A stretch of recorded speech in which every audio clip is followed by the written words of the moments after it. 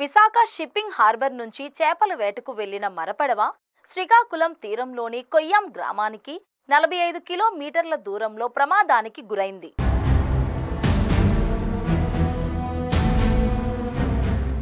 అందులో ప్రయాణిస్తున్న 10 మంది మత్స్య కార్మికులు ప్రాణాలను అరచేతుల్లో పెట్టుకుని వేరొక మత్స్యకారుని పడవలో ఎట్టకేలకు ఒడ్డుకు చేరుకున్నారు.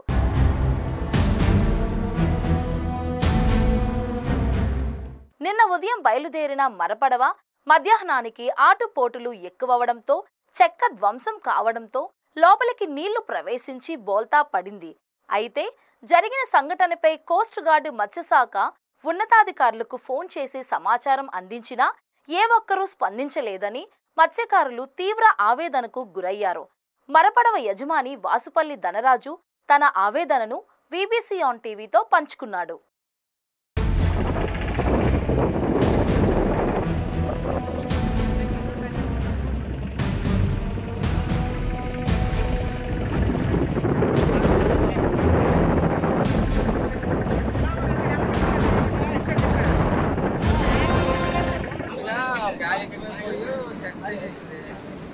ప్రకారంగా మాము వాటర్ చూసి కంగారు పడిపోయి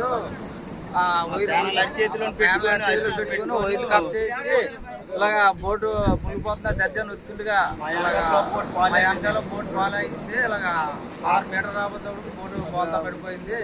బోల్తా పడిపోయి మా నీటిలో దూకేసి ఇంకో బోటు ఎక్కించి ఇంకో బోటు ఎక్కించడం ఇంకో కాపాడాలు. అక్కడి నుంచి 50 మీటర్ నుంచి మా పేన ఎక్కేసి పెట్టుకుని వచ్చాము. తర్వాత ఇంకో బోటు పాస్ అయ్యి మా ఎండ పోలే 10 మీటర్లు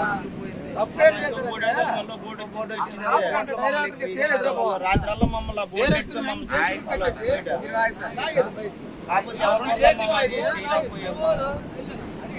అయితే మేమే ప్యానల్ అప్పుడు రాత్రిలో అయితే బోటలు వాళ్ళకి ఉండబట్టి తగ్గించుకున్నాం. లేకపోతే ఇలాగైతే మేము వచ్చిపోయాం. బోట్ పడిపోయాము.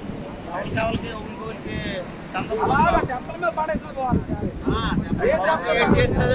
మీరు సహారం చేసి మమ్మల్ని ఆదుకుంటారని ఆశపడుతున్నాం. మమ్మల్ని దగ్గరికి ఇక్కడే రప్పించారు. ఆ పెట్టి ప్రభుత్వం ఏం చేస్తుందో మీకు చూస్తే మీకు అర్థమవుతుంది.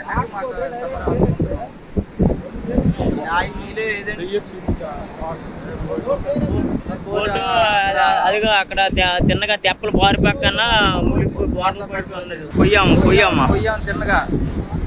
తిన్నగా జరిగి వచ్చాము. ఉదయం 5 గంటలకి fishing harbour Visakhapatnam fishing harbour నుంచి వేటకి బయలుదేరింది సార్ బోటు. 10 మంది కలాసులు బోటు బయలుదేరింది. వెళ్ళగా జర్నీ వెళ్ళగా ఒక 45 మైళ్ళు శ్రీకాకుళం దగ్గరలో కొయ్యాం అని ఊరు దగ్గరికి వెళ్ళబడికి బారు అంటే మా భాషలో డీపులో 56 మీటర్లో వల్లేద్దాం అనేటప్పటికల్లా ఈ నాయాకి సముద్రం ఆటుపోటికి చెక్క తన్నేసింది సార్. అక్కడి నుంచి వాటర్ వచ్చేస్తుంటే ఇంకా 10 మంది ప్రాణాలు కాపాడుకోవడానికి కొయ్యాం తినగా అదే శ్రీకాకుళం హెచ్చెర్ల మండలం కొయ్యాం తినగా బోటు దరికి వచ్చి రాగా అక్కడికి రాగానే బోటు బోల్తా కొట్టి బోటు మునిగిపోవడం జరిగింది. కనీసం ఫోన్లో కానీ వాకీ టవర్లో కానీ కనీసం విశాఖపట్నం ఉన్న బోట్లు పిలిస్తే మాట్లాడి ఫోన్లు కట్టడం జరిగింది. ఎవరు రెస్పాండ్ అవ్వలేదు. ఇది విశాఖపట్నం పరిస్థితి. ఒక బోటు మునిగిపోయినా ఒక కళాశీలు ప్రాణాలు పోతున్నాయన్న కాపాడే నాదుడు ఎవడు లేరండి. కోస్ట్ గార్డ్ అన్నారు. కోస్ట్ గార్డ్ పనిసి చచ్చిపోతే వస్తారట, బోట్లు ఏమైనా రారట. నేను మెరీన్ పోలీసులు వాళ్ళకి ఫోన్ చేయడం జరిగింది. అలాగే హెచ్ఆర్ల సిఏ గారికి ఫోన్ చేయడం జరిగింది. హెచ్ఆర్ల సిఏ గారు ఏదైనా చనిపోతే మేము వస్తామన్నారు.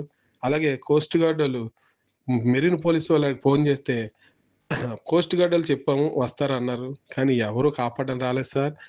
తర్వాత ఒక బోటు వచ్చి ఆ కళాశాలు ఎక్కించుకొని ఆ బోట్లో రాత్రి అంతా ఉండి తెల్లవారి ఒక తెప్పేళ్ళి తీసుకొచ్చింది సార్.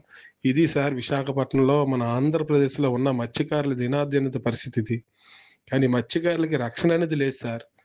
కొండల్లో కోనల్లో ఉన్న ట్రైబుల్స్ కొండల్లో ఉండి కోనల్లో తిరుగుతారు. మేము సముద్రంలో గాల్లో దీపమెట్టి తిరుగుతాం. కానీ మాకు రక్షించే నాదుడు లేడు. మాకు రక్షణ నిలబడే మనిషి కూడా లేడు సార్. ఇది మన వ్యవస్థ.